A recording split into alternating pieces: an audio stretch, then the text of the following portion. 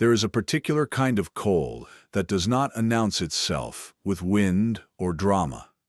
It arrives the way a held secret finally does, quietly, completely, making everything that came before feel warm by comparison, as though warmth had been a condition you were living inside without knowing it was conditional. On the first Tuesday of February, in the foothills above a small Montana town called Greer's Fork, that cold had settled into the marrow of the mountain, like it intended to stay forever, like it had signed a lease and paid the first month and was already hanging things on the walls. Mara Voss had been standing at the edge of the Kellerton Road trailhead for approximately 4 minutes, watching the sky turn the color of old bone above the tree line, when the truck pulled over and a boot connected with the ribs of the dog in the ditch. She did not flinch. She did not reach for anything. She stood still the way she had learned to stand still, in places where movement was the same as invitation, and she watched the truck pull back onto the road and disappear into the tree line without hurry, as though the driver had simply set down a piece of trash and driven on, which was more or less what he believed he had done. Then she walked to the dog. That single decision, that particular refusal to get back in her own truck and drive away from someone else's problem on a cold road in an early February dark, would unspool a cruelty that the town of Greer's Fork had buried under charity galas and civic plaques and commemorative photographs for 11 years. And it would cost Mara Voss the one thing she had decided was acceptable to lose: her privacy. She had not decided to offer anything else. But that is not how this works. And some part of her, buried deep under 12 years of operational discipline, already knew it. She had come to this mountain for silence. 12 years in naval special warfare, the last 4 as a combat search and rescue specialist, attached to teams she still could not name, in rooms she still could not describe, had left her with a body that worked and a mind that kept filing reports on situations that no longer existed. The body was the easier of the two problems. It had a shoulder that had been surgically rebuilt following a training incident in an undisclosed desert location, and that still registered its opinion about cold and load-bearing angles. But it worked. It carried things. It did what she asked it to do if she asked in the right way. The mind was something else. The mind kept its own hours and maintained its own case files, and it accessed those files without her permission, usually between 2 and 4 in the morning. And what the files contained were faces she had failed to bring home on time, conversations that had stopped in the middle, a list of names she recited, not because reciting helped, but because forgetting seemed like the worse option. The option that would mean she was letting something go that she did not have the right to let go of. She had been medically separated 14 months ago.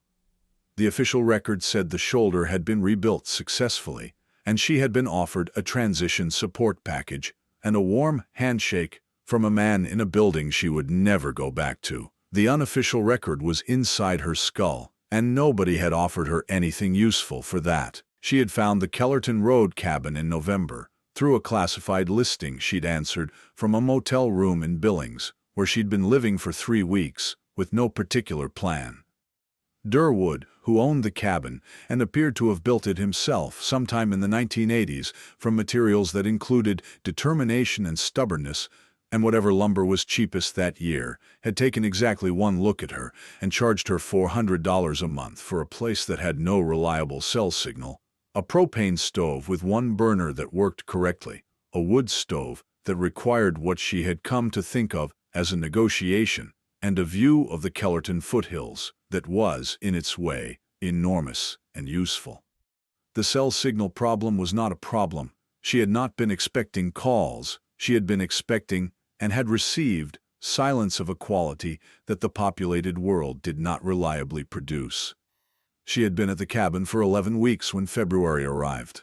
In that time she had spoken to approximately 9 people, including Durwood, the woman at the feed store, the man at the hardware counter who'd sold her weather stripping, and a VA counselor she had called once from a spot on the road, where she sometimes got 2 bars. She had said almost nothing of consequence to any of them. Consequence, she had decided, was something she was no longer in the market for.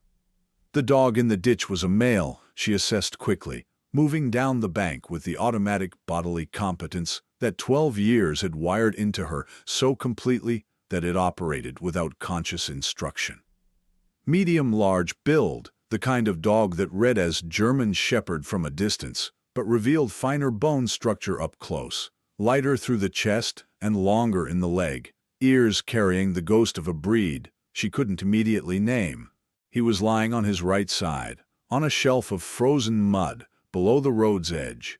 And he was conscious, which was both the good news and the hard news, because a conscious animal in pain was an animal that could still make the calculation that the person approaching was another source of damage and respond accordingly. She had been bitten before, once, by an animal she'd moved too fast on, during a mountain rescue, in circumstances she was not going to think about right now, on this road, in this cold.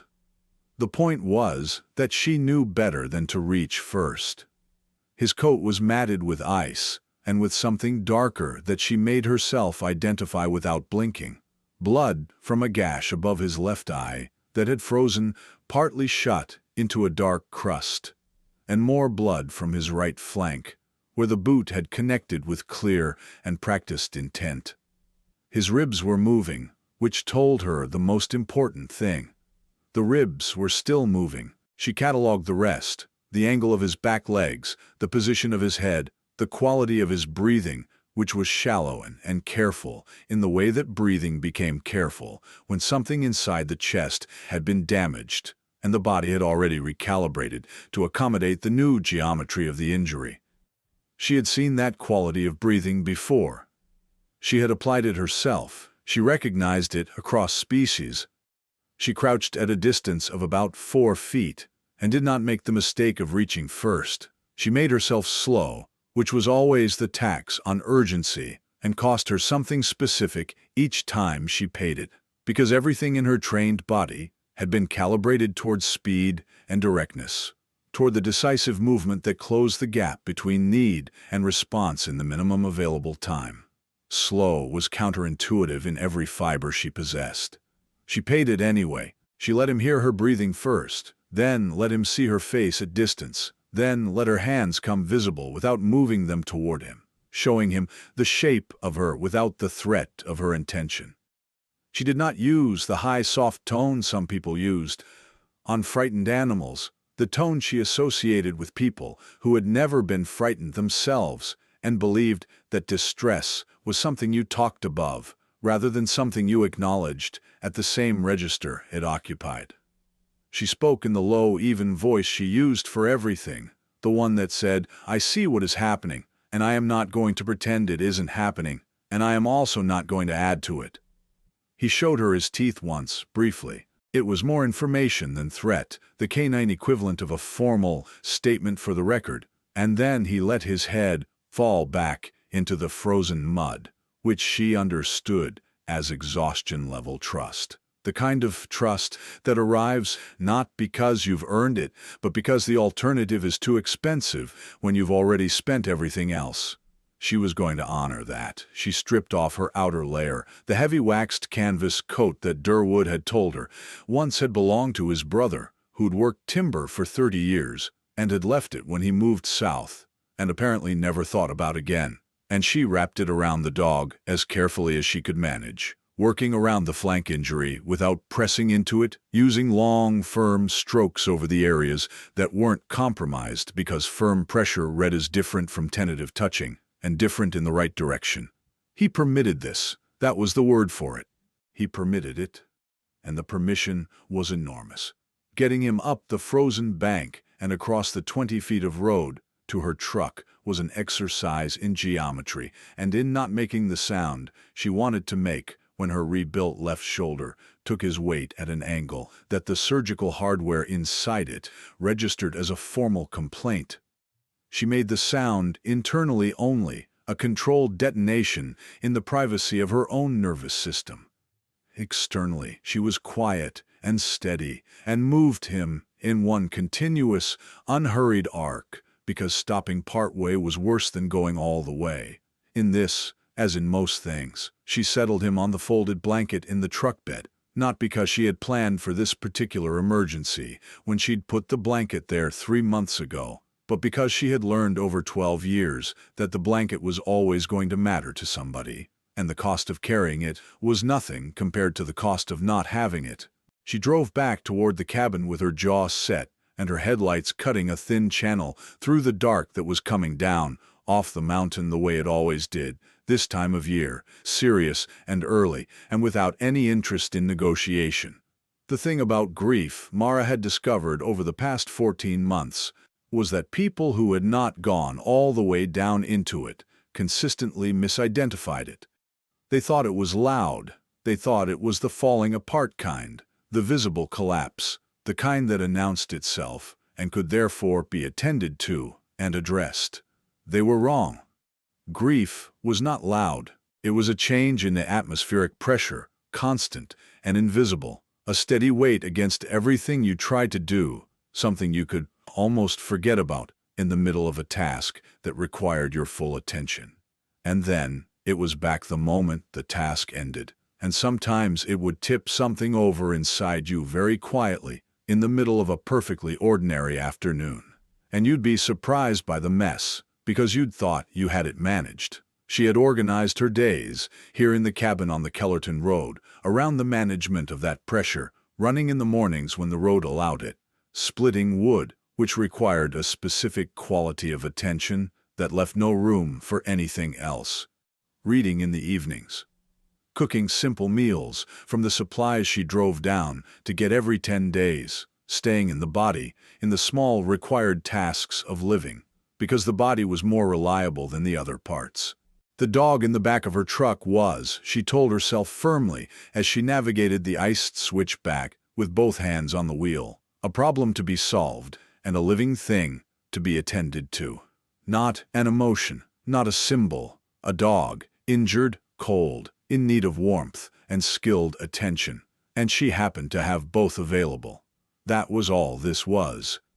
The cabin was warm in the specific way of wood stove places, dry and cedar-scented and stratified, the warmth collecting near the ceiling, while the floor stayed honest about what was outside the walls. She had built the stove up well before leaving that afternoon, habit from a long history of preparing the return before the departure, and it had done its work. She brought the dog in across her shoulder, registering her shoulder's continuing editorial on the subject, and laid him on the braided rug in front of the stove that had come with the cabin, and looked old enough to have its own extensive history with catastrophe.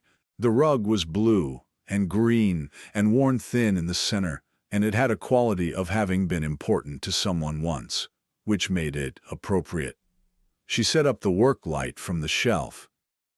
She opened the first aid kit she had expanded beyond its commercial contents with materials sourced from the farm supply store in town, from a medical supply website she'd found during a sleepless stretch in January, and from her own training, which had included field medicine extensive enough to be genuinely useful in situations like this one.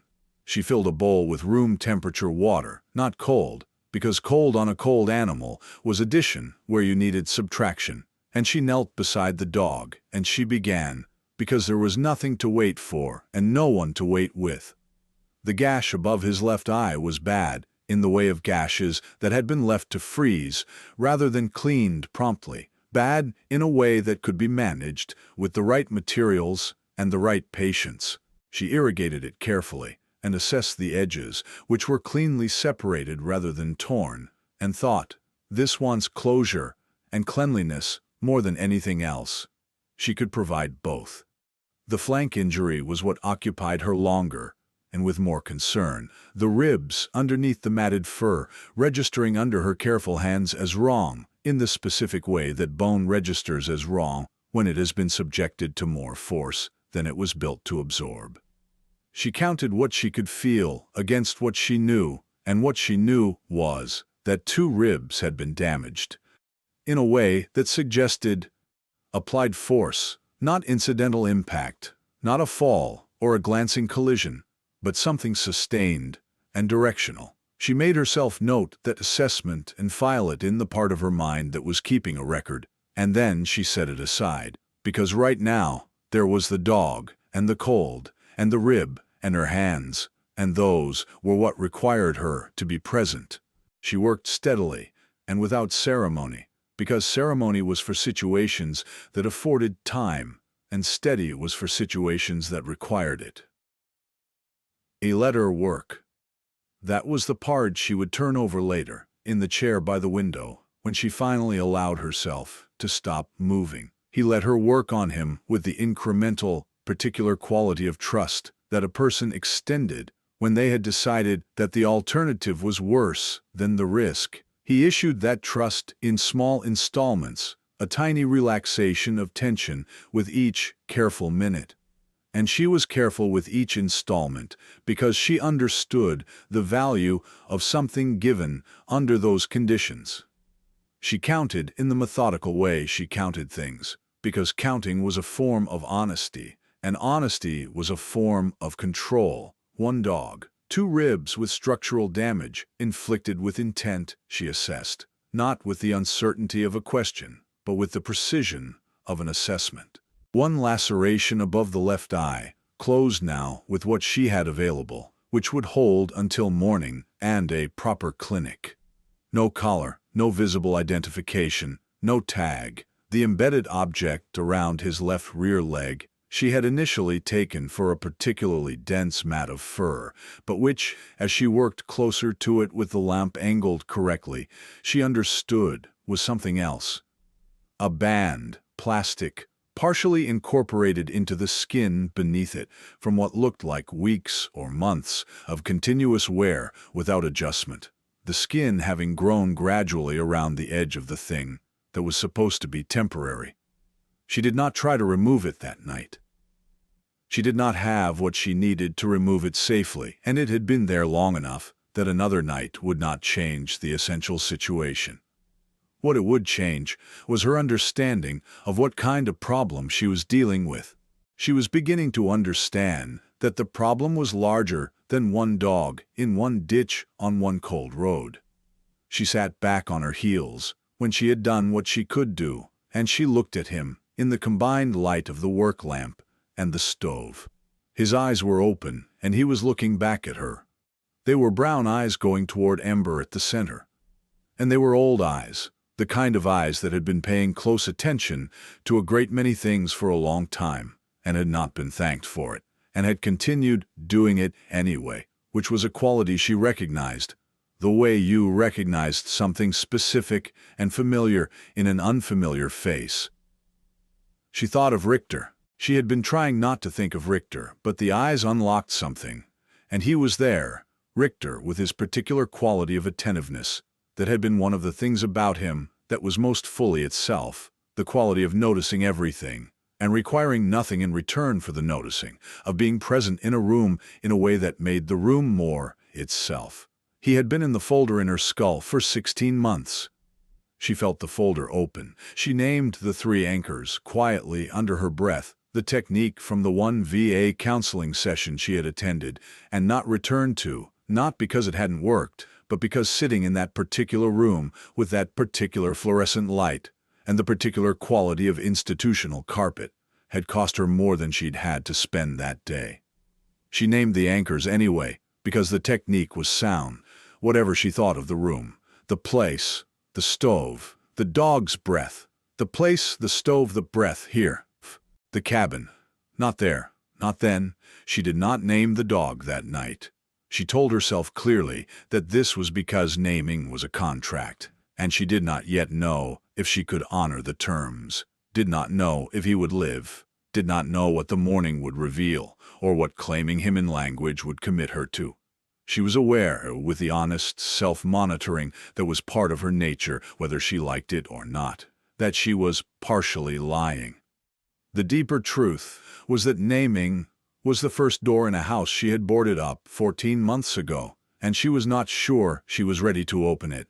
She put the extra blanket over him, added a log to the stove, and adjusted the damper to the long burn setting, turned down the work light, and went to the chair by the window, with her back against the interior wall, and her eyes on the room, because she always sat with her back to a wall, in a position that included the main door in her sightline, because there were adjustments to the world that became permanent. She did not mean to sleep.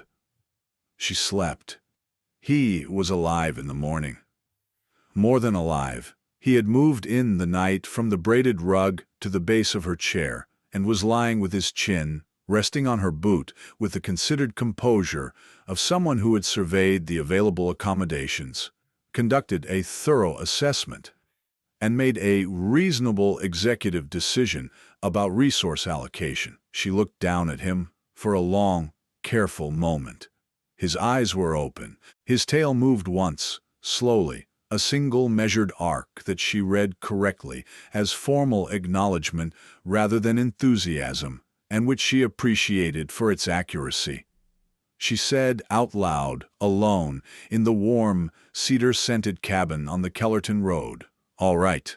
She meant several things by it, some of which she was aware of, and some of which she would understand later. The town of Greer's Fork sat in the valley below the Kellerton foothills, with the slightly self-congratulatory composure of a small place that knew it was beautiful and had collectively decided that this was sufficient basis for confidence. Main Street had a diner that smelled of coffee and eggs from half a block away, a feed store that knew its customers by the weight of their trucks, a hardware place with a hand-lettered sale sign in the window that had been there for what looked like 3 months, an outfitter shop with a good reputation among people who knew what to look for. And on the corner, a building that served simultaneously as the sheriff's substation, the municipal court, and the public library, which gave the structure an air of civic optimism that Mara found both mildly exhausting and oddly, involuntarily touching. There was also, on the south end of town past the laundromat, a veterinary practice that operated out of a converted farmhouse with a wraparound porch, and whose painted sign read Drummond Large and Small Animal Care, with a smaller line below that said Emergency Hours, by need not by clock. It was the most honest sentence she had read in 11 weeks, possibly longer. She drove down in the mid-morning with the dog on the blanket in the back seat. Her rebuilt shoulder communicated its opinion about the cold in a continuous, minor frequency she had learned to register without responding to.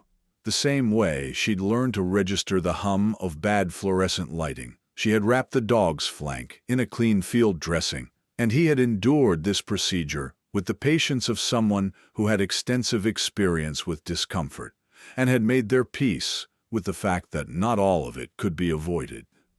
He also, she had noticed, that morning in better light, had the embedded band around his left rear leg that she had identified the night before. And now that she could see it clearly, it was worse than she had assessed in the dark.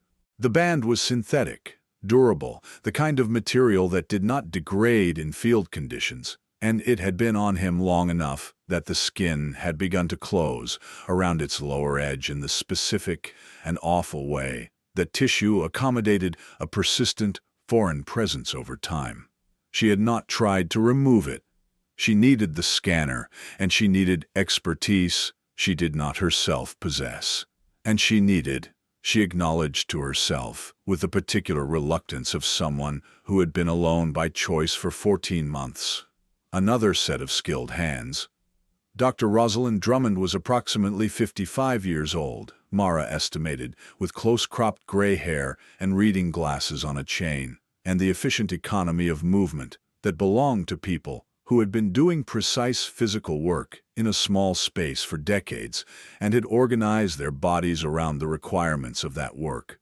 She came out of the examination room, pulling off a pair of gloves, and looked at the dog, and then at Mara, with one sweeping assessment that lasted about 2 seconds and contained considerably more information processing than most people accomplished in a much longer look. "In the back," she said, not as an invitation but as a direction, which was a distinction Mara recognized and respected. She ran the scanner over the embedded band before she addressed the wounds, which was the correct order of priority, because the band might tell them what the wounds already suggested. The scanner connected with the registration information on its second pass, and the result appeared on the small screen, with the calm indifference of technology delivering news it had no investment in. A registration number, an owner name, a corporate address. Dr. Drummond's face did something at the moment of reading that Mara noted and filed immediately.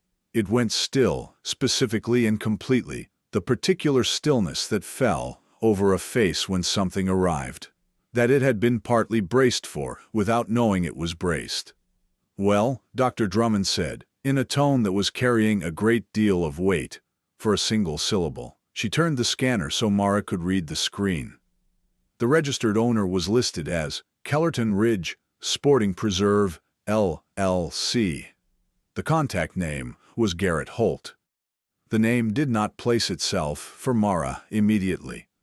Dr. Drummond apparently read this from her expression and provided the relevant background with the flat, organized precision of someone who had assembled this particular briefing in their head many times and was finally delivering it to someone who might be in a position to use it. Garrett Holt was the founder and primary benefactor of the Greers Fork Community Trust, which had funded the new elementary school roof, the Valley Emergency Services Vehicle Replacement Program, and the recent expansion of the Senior Center's dining facility. He was on the board of the county hospital. He sat on the Regional Wildlife Management Advisory Panel, which was, Dr. Drummond said, without emphasis, either an elaborate irony or an insult, depending on the angle. He was photographed at every civic occasion in Greers Fork that had a photographer present. He was the kind of man who shook hands with both of his, the second hand on top, the grip of someone who wanted you to feel held. "I knew his son," Dr. Drummond said. She said it in the way people said sentences that were doing the work of a much longer story and required a very specific quality of reception. Mara did not push. She understood the weight of a sentence constructed that way, and she gave it room.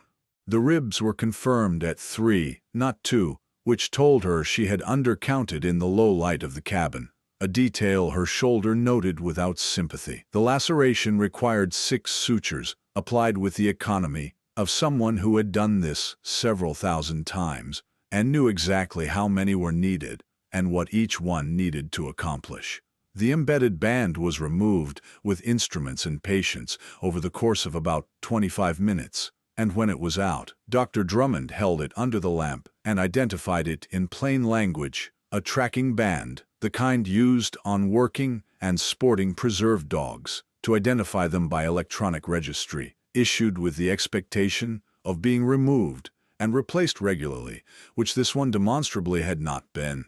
The tissue beneath it showed the effects of months of continuous pressure without relief, the chronic accumulation of damage that occurred not in one dramatic moment, but in the long, slow mathematics of sustained neglect. "He's a working dog," Dr. Drummond said, not looking up from the wound cleaning.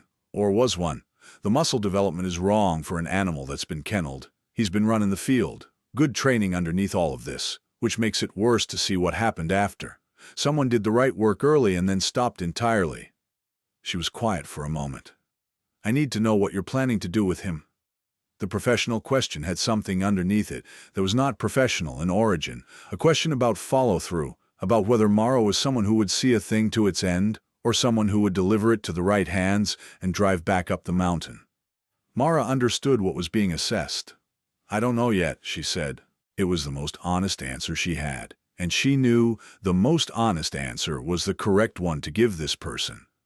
Dr. Drummond looked at her over the reading glasses for a moment that had the quality of a calibration, and then she nodded, once, shortly, as though that particular answer had passed the relevant test.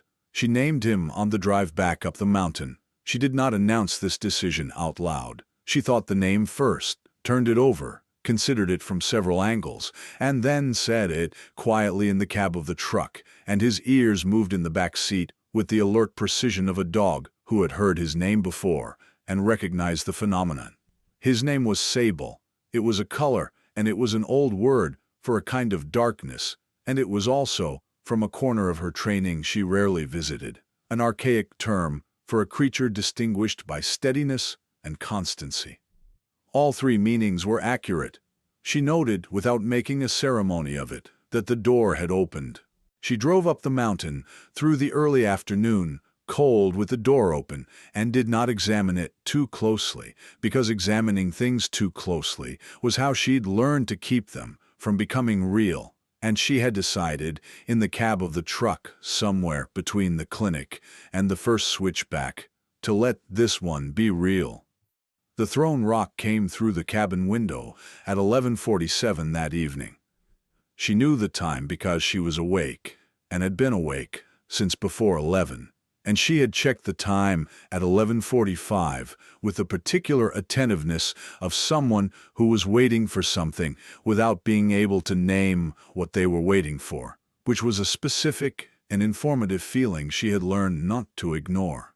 The rock was a fist-sized piece of granite, wrapped in a folded sheet of paper secured with a rubber band, and the paper had words on it in block capital letters, written with a thick marker that said, "Leave the animal where it belongs and drive back where you came from." She stood in the broken glass on the cabin floor with Sable at her left knee, both of them looking at the irregular hole in the window and the cold air coming through it. And she felt something settle in her chest that she recognized. It was the particular quality of calm that arrived when a situation that had been ambiguous became unambiguous. She was not frightened. Frightened was what happened when the threat was unclear and therefore unmappable. This threat was clear and specific and told her that what she was dealing with was significant enough to justify this kind of response, which was useful information. She was, if she was being accurate about her internal state, something closer to relieved. She photographed the note and the rock and the window from multiple angles, using her phone in airplane mode, because these photographs were evidence she was preserving for herself and not yet for anyone else. She taped heavy plastic sheeting over the window opening because the temperature outside was 19 degrees and she was not going to heat the mountain for someone else's benefit. She put Sable back on his blanket and sat down at the table and opened her notebook and wrote in it for 20 minutes everything she knew about Garrett Holt and Kellerton Ridge Sporting Preserve, LLC, and the dog with the embedded tracking band, and the man in the truck on the Kellerton Road, and the boot with a steel toe, and the rusted rear fender on a dark green, late-model domestic pickup, and the first 3 characters of a license plate number that she had stored without deciding to store it, the way she stored everything. She wrote in 2 columns, the way she always thought on paper, what she knew and what she did not. The column of what she did not know was longer. That was fine. It meant there was still work to do, and work was something she knew how to do. She went back to Dr. Drummond's clinic 2 days later, not because Sable required a follow-up yet, though she brought him, but because the conversation that had been interrupted at the clinic needed to continue, and she had identified Dr. Drummond as someone who had relevant information and the willingness to share it with the right person if they asked the right way. Drummond was cleaning instruments when she arrived and accepted Mara's presence with the minimum of social acknowledgement that Mara found genuinely restful after a life spent in settings where arrival required explanation. She checked Sable's sutures, announced them satisfactory in the tone of someone whose standard for satisfactory was correctly calibrated, and then said, without preamble, still working, "Someone put a rock through your window." Mara looked at her. "Doctor." Drummond set down the instrument. "I assume so, because someone put one through mine. 8 years ago in February, 3 weeks after I filed a formal animal welfare report on a hunting preserve that had brought me 7 dogs in the span of 2 months, each with injuries I was asked to document as accidental field trauma." She picked the instrument up again and resumed cleaning it. The report was reviewed and dismissed. The reviewing officer served concurrently on the County Wildlife Advisory Panel alongside Garrett Holt. The preserve was cleared of any welfare violation. My veterinary license was quietly flagged for a documentation irregularity that took 11 months and $14,000 in legal fees to fully resolve. She said all of this at exactly the same pace. She said everything else, steady and undecorated, because she had told this true thing enough times that it no longer needed emphasis to be devastating. It just needed to be heard by someone who was in a position to do something with it. Mara asked about the son. Doctor. Drummond was quiet for a moment. That had real weight. Owen Holt, she said. He was 23 years old. He started working at the preserve when he was 19. He was the one who brought those 7 dogs to me, not through any official channel. He would come in the back, pay cash, tell me the animals had been injured in field work. We both understood what was actually happening, and neither of us said it directly, because neither of us had the documentation to say it directly yet. He was building towards something. He knew what the preserve was doing, and he was methodical and careful, and he was not the kind of young man who quit a thing once he'd decided it needed doing. She paused. In his 3rd year, he fell from a hunting observation platform on the preserve property, ruled accidental. Case closed within the week. Another pause. He was not the type to fall from things. She said it the way she had said the other sentence. Very short, very flat. A sentence, doing the work of something much larger by refusing to be larger. Mara sat with that for a moment and felt the specific weight of it. The weight of a 23-year-old with a careful mind and a record he was building. Sable put his chin on the edge of the examination table beside her hand, and she moved her hand to accommodate it without thinking about the movement. He kept records, she said, not a question, the logical next development in a sequence she was following. Dr. Drummond looked at her with the calibrating expression, held for a moment. I believe he was keeping records and building a case and that he didn't have time to finish it. She turned to a cabinet on the far wall, opened it, reached to the inside of the cabinet door, and removed a small, padded mailing envelope that had been taped there with a strip of cloth tape that had yellowed slightly with age. She placed it on the table between them. He left this with me before his last season on the preserve. He said, if something happens and someone comes asking the right question, give them this. She looked at Mara with the steady, assessing look. You asked the right question. The envelope held a small, clip-on voice recorder of the kind available at any electronics retailer, designed for recording meetings and lectures, and a folded sheet of paper in handwriting that was small and precisely formed, the handwriting of someone who had been taught to write carefully and had continued to write that way because they understood that precision was a form of respect for whoever read it.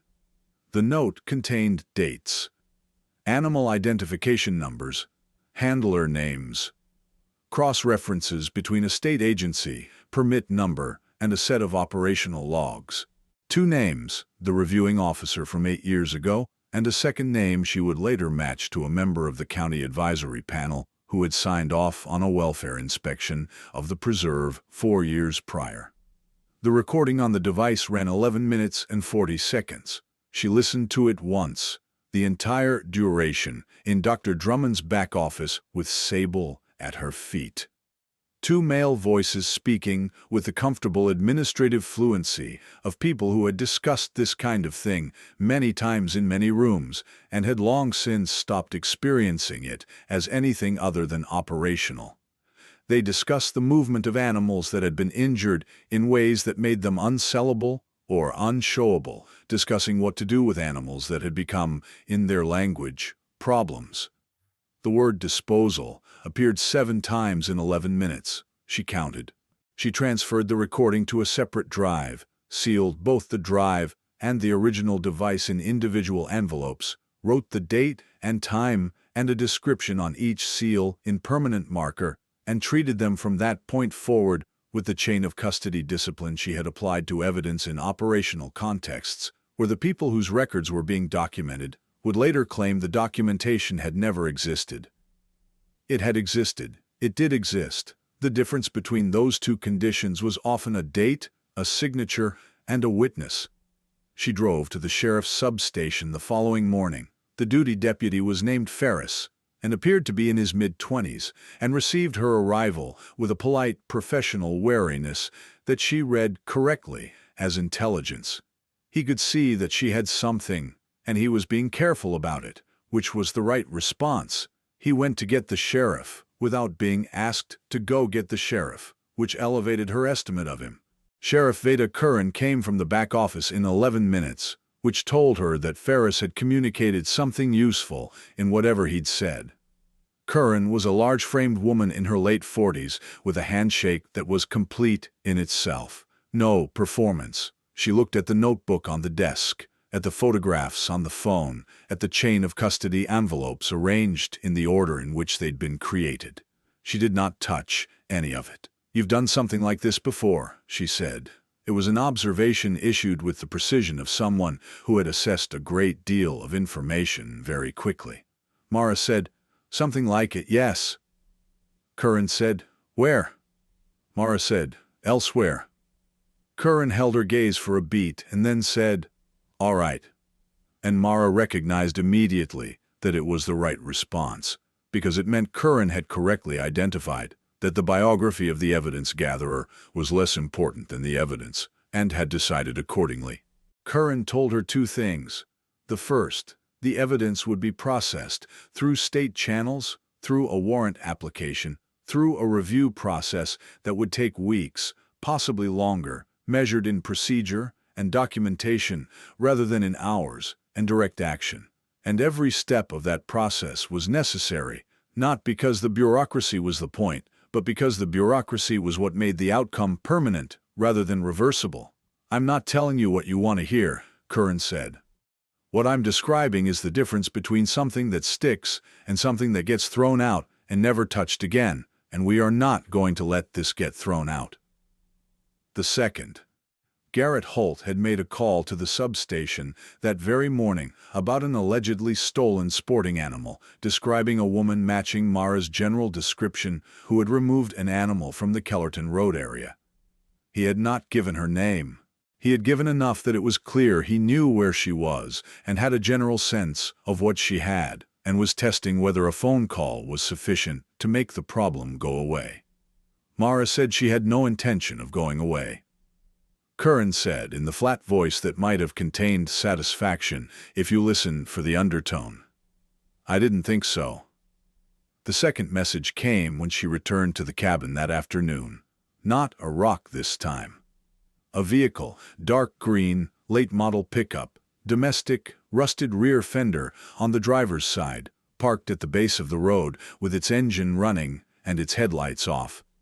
When she turned onto the road, it pulled away, slowly, taking its time about it, the specific, unhurried departure of someone who wanted to be observed leaving, who wanted the act of withdrawal to function as the threat rather than any overt action, a menace dressed in courtesy. She noted the full plate number. She photographed the tire tracks in the road snow. Sable sat in the passenger seat, watching the truck's taillights diminish with an expression of focused professional concentration, the expression of someone who had extensive opinions and was choosing the appropriate moment to share them. "I know," she said. She called Curran's direct line and left a 32-second voicemail containing the plate number and her physical description of the vehicle, no editorializing. That night, she prepared the cabin with the methodical thoroughness she had applied to many positions in many locations, because the preparation was what made the event manageable if the event came, and the preparation also had the secondary effect of making her calmer, which was not why she was doing it, but was a reasonable secondary outcome.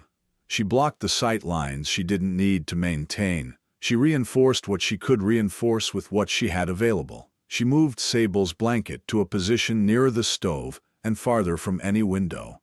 She sat with her back to the interior wall and her notebook open, and she wrote, and she thought about Owen Holt.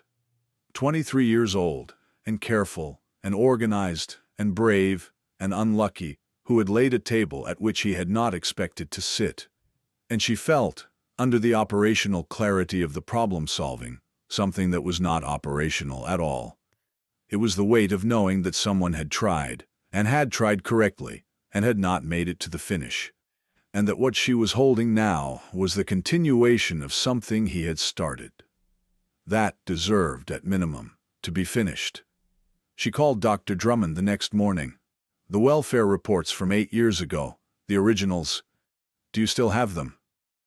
"Doctor," Drummond said, "I have everything."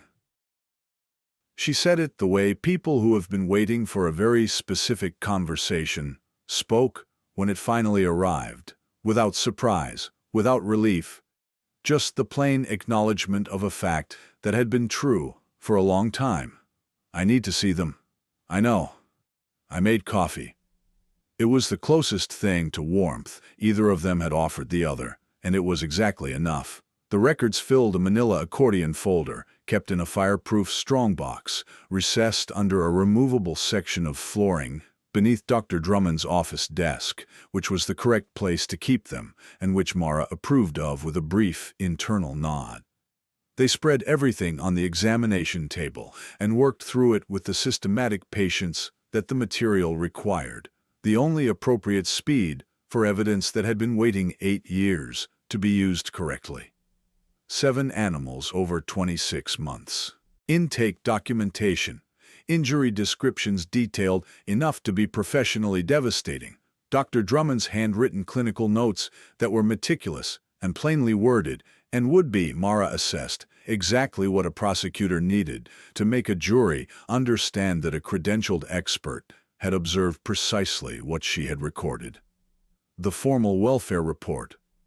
The review letter, signed, dated, with the reviewing officer's name and his advisory panel affiliation, listed beneath his signature in the small, proud font of institutional letterhead. The legal invoices, totaling $14,200. The license reinstatement documentation with its timeline, laid out in dates that told a story about what it cost to tell the truth in Greer's Fork in the years when Garrett Holt's phone calls were answered on the first ring. 11 years of paper, preserved cold and careful, the record of a wrong that had declined to forget itself. Sable sat under the table and performed no particular clinical function, but was present, which was not nothing. Mara photographed every page. She created a chain of custody log for the originals. She drove to the county library, parked in the lot, and wrote a cover letter on her phone in 15 minutes. The clearest and most purposeful thing she had written in 14 months, because it had a recipient and a specific request and a deadline. She faxed 37 pages to the State Wildlife Enforcement Division and the State Attorney General's regional office through the machine behind the library desk, which was operated by a librarian named Ora, who was 81 years old and very small, and managed the fax machine with the authority of someone who had been managing it since it was considered modern. Ora watched all 37 pages go through without comment, and then, when the confirmation sheet printed, said one word, "Good." Mara took the confirmation sheet and folded it into her jacket pocket. Then, the storm returned. It had been building in the weather data she checked when she drove to lower elevation for signal. But it arrived a full day ahead of forecast, and, with a seriousness the forecast had undersold. By early afternoon, the Kellerton Road had gone white to its edges, and the sky above the tree line was the color of pewter pressed hard and past its interesting stage. She drove up with everything she needed, built the stove high, fed Sable from the supply Dr. Drummond had sent with her, and put the kettle on, and sat with the radio on the kitchen counter, because the radio continued to function when the phone did not, which was one of Durwood's better designed decisions. The emergency alert came through in the flat, informational cadence of automated systems that had no stake in what they were saying. An incident at a property on the north end of the valley, a structure involved in a fire, multiple animals on site, emergency services constrained by road conditions, persons with relevant knowledge of the property requested to contact the county. She sat with the radio in her hand for a moment, in which several things resolved themselves at once. Then she picked up the landline, which she had never previously needed to use, and called Curran. Curran picked up on the first ring. "The preserve is burning," she said. "We believe it is deliberate.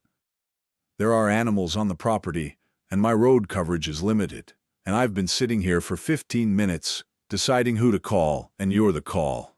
It was the most direct request anyone had made of her in 14 months, a specific ask from a specific person with a specific reason, and it had a clarity that she felt in her chest. She said, "I know where it is." Curran said, "Wait for Drummond. She's already driving up. Don't go in alone." Mara said, "I understand." Curran said, "Do you understand in the functional sense, or are you telling me what I need to hear?" Mara thought about it honestly. "Both," she said, "in that order." Curran was quiet for a moment. That might have been the closest thing to a laugh she permitted herself in professional situations. 19 minutes, she said. "That's how long I think Drummond will take." "Use them." The line went quiet. She used them. She pulled on her thermal layers and her rebuilt boots and her waterproof outer layer, and she prepped what she could prep in 19 minutes, which was more than it sounded because she moved efficiently and knew what mattered and did not waste the time. She pulled everything she might need for field animal triage from the kit Dr. Drummond had been quietly and steadily adding to for the past 3 weeks, in the way that a person built something incrementally because they understood the need was ongoing. She fed the stove one more log. She looked at Sable and made the decision she had already made without formally making it. He was going with her because he was not negotiable and because his judgment in a complex environment had already proven more reliable than she'd had any right to expect. Drummond arrived in 18.5 minutes. Mara was at the door. They looked at each other in the doorway with the brief directness of people who had established a sufficient working understanding and did not need to rehearse it. "Conditions on the road?" Mara said. Drummond said, "Manageable if you know the road." "I know it." "Then let's go." They drove in 2 trucks through the mountain dark, Drummond's taillights cutting red ahead of Mara's headlights, the snow coming at the windshield with the specific insistence of a storm that had something to prove. The preserve gate was stone-posted and wide, with a carved name panel reading Kellerton Ridge that had been recently spray-painted over with irregular strokes, someone hurrying through the obliteration of identifying information before whatever was coming came. The gate stood open. Both of those facts were information, and she filed both. The main outbuilding was a long, low, purpose-built structure that she recognized immediately as a kennel facility, and it was the kennel that had been burning, mostly suppressed now, whether by the snow or by deliberate partial effort, she couldn't yet determine, but the smoke was still substantial, and the eastern wall had failed structurally, and the smell was the compound smell of burning synthetic material and wet ash, and something beneath both of those that she did not dwell on. She ran the structural assessment in 4 seconds, the pace she had been trained to, primary hazard points, residual heat concentrations, likely load-bearing failures, ingress and egress options if the situation changed. She heard the animals before she saw them, multiple voices in the smoke and the dark, some confined and some moving loose across the property with the particular frantic silence of animals that had been frightened past the point where sound felt like an available option. What followed did not arrange itself into a clean sequence, because it was not a clean sequence. It was simultaneous and cold and specific.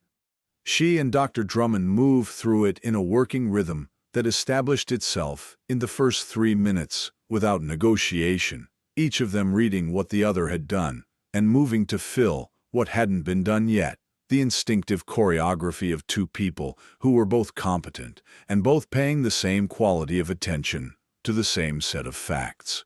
She counted the animals as they came out, 11 dogs in various conditions, from a large male who appeared barely compromised and was patrolling the perimeter with the purposeful air of someone attempting to impose administrative order on a chaotic situation, to 2 smaller animals in the far kennel section who had taken smoke into their lungs and needed Drummond's hands on them before they could be moved. She carried. Drummond treated. They alternated the compromised section in turns, one inside and one managing outside, the rotation silent and self-evident. She found the locked room in the back of the facility while she was assessing the structural integrity of the rear section. The padlock on the door had been cut recently, the cut surface still bright where it hadn't yet oxidized. The door opened into a room that was intact, unburned, separated from the fire by a concrete block interior wall that had done its job. Filing cabinets along one wall had been pulled open and emptied, the bottom drawers left hanging, the interior dust disturbed in the specific pattern that recent removal of a large volume of documents produced. Someone had come here before the fire, or the fire had been set to cover the fact that they had. A laptop computer sat on the desk, still running on battery, its screen dark but its indicator light active. And against the interior wall, padlocked separately with a lock that had not been cut, was a chest freezer that hummed steadily in the cold room with the reliability of a machine that had been doing its job for years. She found the key on a hook beside the door frame, and she opened it. Inside, in vacuum-sealed bags with printed identification labels, organized by date in the careful way of someone who had known they were building something that would need to be found and understood by someone else, were records. Veterinary logs covering a span she would later calculate at 9 years. Inspection documentation with falsified welfare assessments, bearing county letterhead and 2 signatures she recognized from Owen Holt's list and from Dr. Drummond's review letter. Signed authorization forms.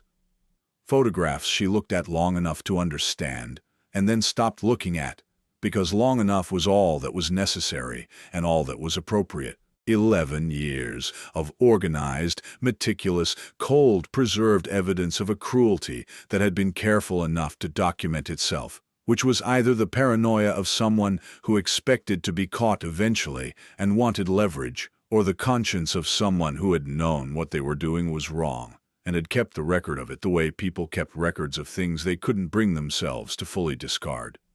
She photographed everything in the room before she touched anything in the room. She photographed the open filing cabinets, and the dust patterns, and the cut padlock on the outer door, and the undisturbed padlock on the freezer, and the contents of the freezer in situ before she removed anything.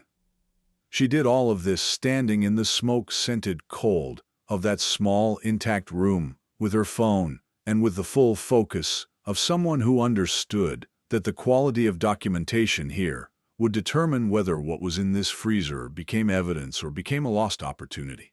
She named her 3 anchors, quietly, in the privacy of her own breath, the cold of the room, the ground solid under her boots, Drummond's voice outside, managing an animal transfer. The cold, the ground, the voice, here, present. Garrett Holt arrived while she was carrying the second-to-last animal transport cage to Drummond's truck. He came through the gate in a large SUV, followed by another vehicle, and the 2 men who got out of the second vehicle positioned themselves in the practiced way of people who had been used to the fact of their size doing work for them.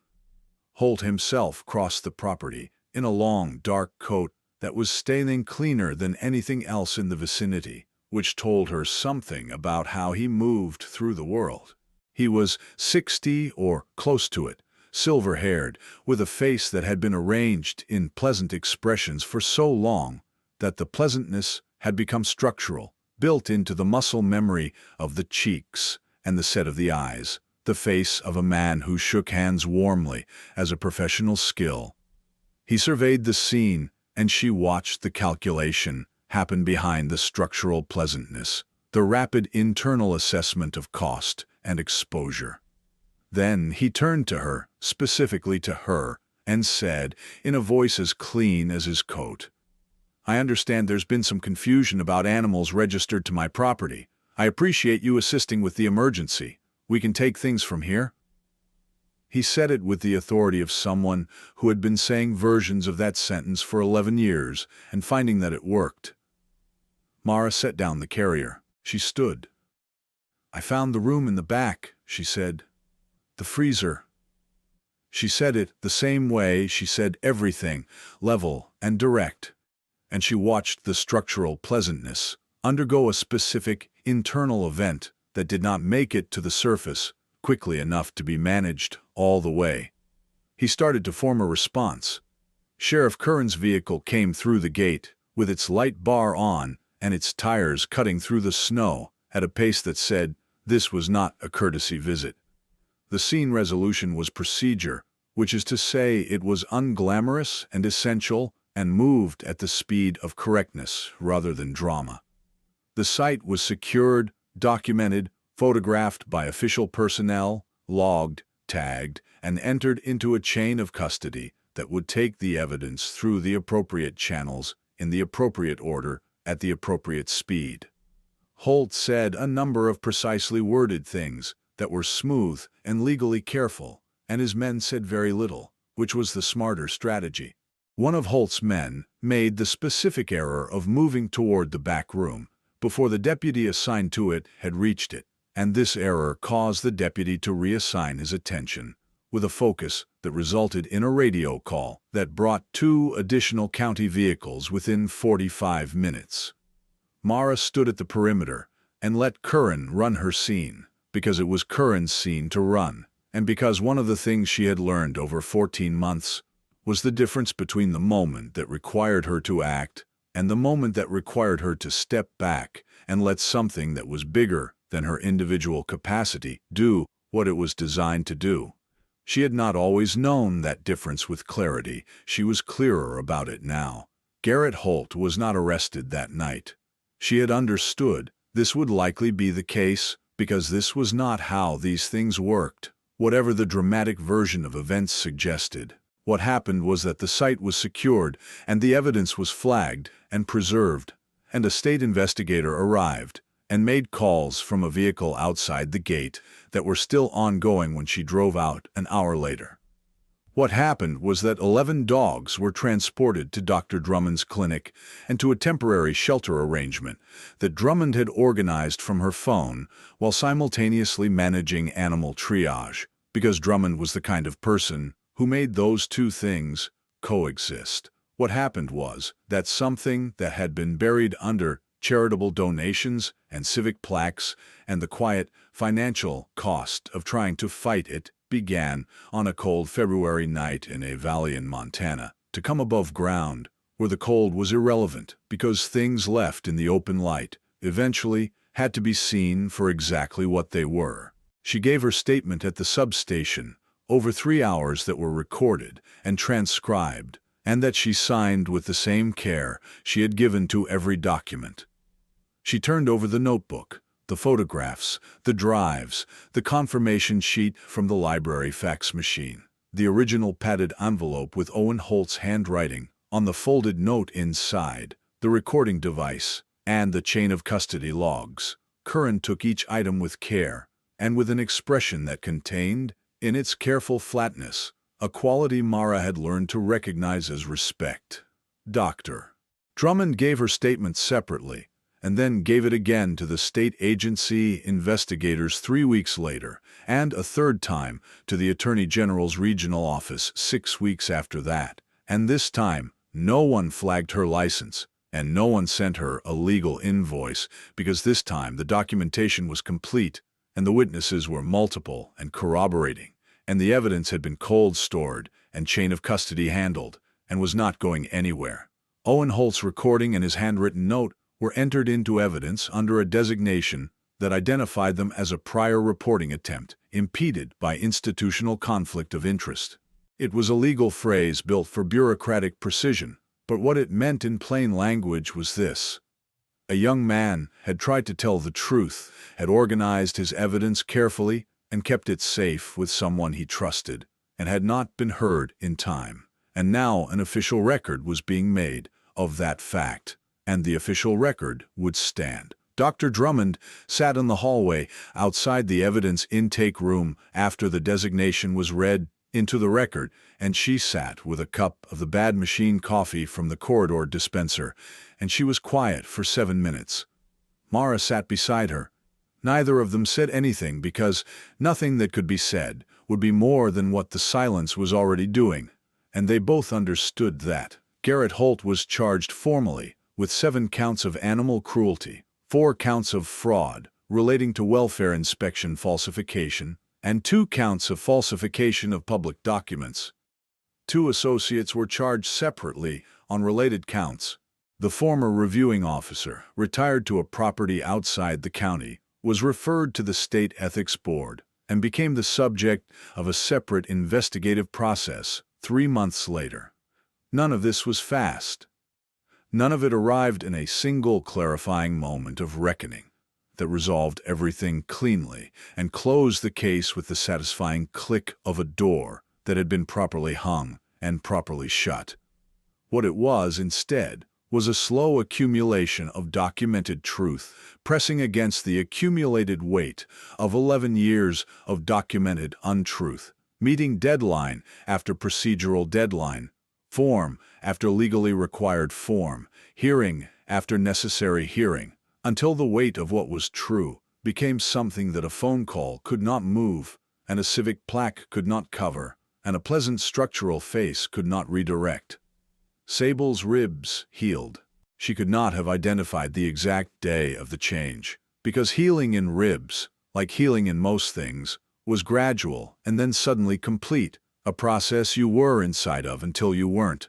Weeks passed, and the sutures came out, and the tissue closed, and the tracking band scar reduced to a clean, thin line that she sometimes put her hand against without particularly meaning to, a habit she eventually recognized as checking, confirming that it was healed, that the damage was not still ongoing. One morning in late February, she looked out the cabin door, and Sable was running in the snow of the clearing, not the careful, tentative movement of an animal managing pain, but actual running, long committed strides that were becoming his, that were returning to him, the muscle memory of a working body that had been trained and had not forgotten what it was trained for. And she stood in the doorway with her coffee going cold in her hand, and she watched him, and she felt something in the interior pressure shift, measurably, toward a range that was sustainable. He had claimed a piece of her internal furniture. She was honest with herself about this, because honesty was the only useful policy, and because the claim was real, regardless of whether she acknowledged it. He slept at the foot of the cot, and woke when she woke, and sat in the passenger seat of the truck with a settled gravity that she found both somewhat comic and completely appropriate. He registered the approach of every vehicle and person on the Kellerton Road with a professional attentiveness she had never requested and was consistently grateful for. He had opinions about the squirrel that lived in the woodpile, which he expressed with dignified restraint. He was not a replacement for anything she had lost. She was very clear with herself about this, returning to the clarity regularly because it mattered. He was his own thing, complete and specific and entirely himself, and what he offered was what he offered, which was not equivalent to anything else and did not need to be. She was carrying people she would never stop carrying, and she would carry them, and she would also be here, in this cabin, on this mountain, present and moving, and both of those conditions were true, and neither required the cancellation of the other. What she had not anticipated, in any of her planning for this period of her life, was the community. She had not planned for it, and had not sought it, and found it moderately inconvenient, in the way that things you have decided you do not need are inconvenient when they turn out to be things you need after all. Curran called with case updates approximately every 2 weeks and asked, at the end of each call, and always briefly and always in a slightly different phrasing, how the dog was doing, which was a personal question dressed in practical language, the way Curran asked most things that weren't strictly professional. Dr. Drummond brought supplies up the mountain on a schedule that exceeded strict necessity, and they drank coffee at the cabin table and talked about things that were adjacent to the things that mattered, the sideways approach to significant topics. That was how people who had been specifically hurt talked about things that were significant, testing the ground before committing weight. The librarian, Aura, delivered a book about animal behavior and field training, with a note that said, "Thought this might be useful. You seem like someone who reads." It was the most accurate assessment any resident of Greers Fork had offered, and it was, in fact, useful. Durwood reduced her rent to $350 in March, presenting this information in a voicemail that contained no explanation and no discussion, and she accepted it with a return voicemail of equivalent brevity because it was the correct form of generosity and deserved the correct form of gratitude, which was to receive it without making it complicated. The faith anchor of the community turned out to be a retired minister named Gervais, who had been at the Presbyterian Church on the north end of Main Street for 30 years, and who appeared at her truck window one afternoon in the feed store parking lot and said, with the unhurried directness of someone who had learned to say the true thing efficiently, "What you did matters, and I wanted to say it to your face." Then he left. She sat in the parking lot for a moment and felt the weight of 11 plainly spoken words do something specific in the region of her chest that she did not try to name, only acknowledged. Spring arrived in the Kellerton foothills, the way spring arrived in places that had been very seriously cold, with reluctance at first, the snow pulling back incrementally from the lower elevation before it would concede the high places, and then, all at once, the way something tipped over inside a system finally made the switch. The creek below the cabin ran high and clear and loud for 3 weeks with snowmelt, and she found she did not mind the noise. She started running again in the mornings on the road that the frost had heaved and cracked over the winter, and that was only now becoming reliable underfoot and tire. Sable ran beside her with the easy, disciplined lope of a dog, remembering the language of a working body, the particular fluency of trained movement returning to itself, and she let herself feel what she felt about running beside him on the mountain road in the early morning light, which was several things she did not have clean names for, several things that existed in the space where grief and gratitude occupied the same room and had learned, slowly, to share the furniture. She drove down to Greers Fork in late April to sign a document Curran needed witness signed, and when she came out of the substation, Ora was on the sidewalk below the library entrance with a folded paper in her hand that she extended without preamble. It was a meeting notice for a newly established County Animal Welfare Oversight Committee, which was one of the institutional outcomes of the Holt investigation, seeking volunteer members with relevant background in animal welfare, law enforcement, or related disciplines. Ora said nothing beyond the extension of the paper. Mara looked at it, and then looked up at the main street of Greers Fork in the late April light, at the diner with its handwritten breakfast special, at the hardware store where the man who owned it had held the door twice without making anything of it, at the library that was also a court, that was also a substation, at the optimistic improbability of all of it. Sable sat at her feet and regarded the street with comprehensive professional attention. "He's settling in," Ora said, meaning the dog. Mara looked down at Sable, and back up at the town, and at the mountain rising behind it, and she said, "We both are." It did not need to be a long sentence. It was already complete. She took the form home and filled it out at the cabin table that evening, the stove going, and Sable's chin on her knee, and the window that Durwood had helped her replace with proper double-paned glass, letting in the last of the April light, which was the particular warm gold of high-elevation late afternoon, the kind of light that seemed to come from inside the mountain rather than from above it, emanating from something deeper than sky.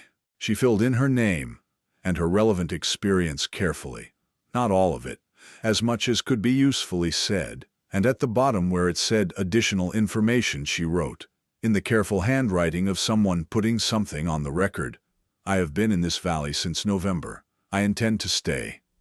She sealed the envelope and set it by the door. She sat back and looked at the room, the braided rug, blue and green and worn thin in the center, the stove, the work light she had not needed since the worst of winter. Sable's blanket folded on the chair because he had migrated to the cot and considered the matter settled.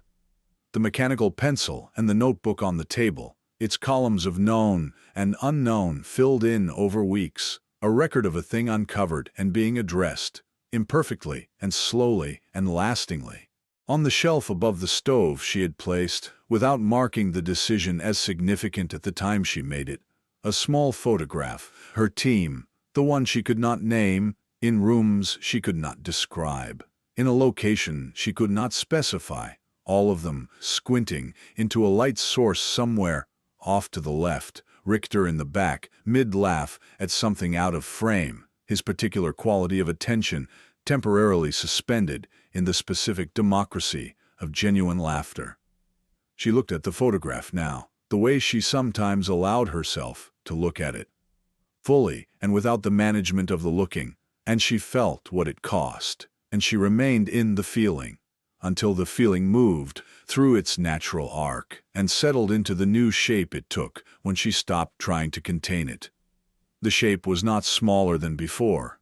It was differently arranged, redistributed around the present rather than opposed to it, the grief real and the present real, and both of them true simultaneously, neither one requiring the other's erasure.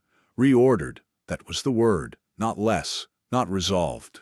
Reordered, with room in the arrangement for the stove and the notebook and the dog's weight on her knee and the April light and the form in the envelope by the door. There is a mercy that does not announce itself with ceremony or arrive in the form you were prepared to recognize. It comes the way a thaw comes to a mountain that has been seriously cold. At the margins first, in the places that get the most light, and you don't notice it happening until you realize you are warm, and you cannot tell exactly when that shift occurred. Only that it did, and that the cold you had been living in had become so familiar, you had stopped calling it cold, and had started calling it the conditions. You find a broken thing in the dark, in a ditch, in a storm that isn't your storm on a road you happen to be on. And you stop. Not because you have been asked. Not because you are ready. Not because you have enough of yourself left over to give. Because you may not have enough left over. Because the thing that has been borrowed from you by years and by loss and by the specific damage of caring deeply in conditions that did not care back may leave you feeling like a cup that someone set down empty a long time ago. You stop anyway. You stop because it is there and it is suffering, and your hands remember what it is to help even when the rest of you has forgotten, and that memory in the hands is the beginning of the rest of it. You carry the broken thing inside, you tend to it with what you have, you sit in the chair by the wall and you watch it breathe, and you let the breathing be evidence of something still possible, and in the caring and the tending and the sitting and the watching, something in you that had been very still, something you had decided was appropriately still, begins against all your careful planning to move. You did not rescue it, or rather you did, and it was also rescuing you, and those two things were happening simultaneously and with equal reality, and neither one canceled or diminished the other, and the world holds this kind of doubling all the time, in every ditch and every storm, in every inconvenient sound from the wrong side of the road, in everything that needs someone to stop, and that will not be convenient about when and where it makes that need known. You do not have to be whole to carry something. You do not have to be healed to help. You bring what you have, you bring it steadily, and you let the carrying be what changes you, because that is what it does if you let it. That is not a small thing, that change. It is not visible from a distance, and it does not announce itself, and it does not resolve everything. But it is real, and real things last, in a way that resolutions do not. In the Kellerton foothills above a small town that keeps its light on against the cold, a woman and a dog went running in the early morning light this spring, and the road was longer than it had been in February, and the air was different, and she was learning, one morning at a time, the distance between surviving and living, and finding that the distance was exactly the length of one decision, made in a ditch, in a storm, to turn toward the sound of something that needed her to stop.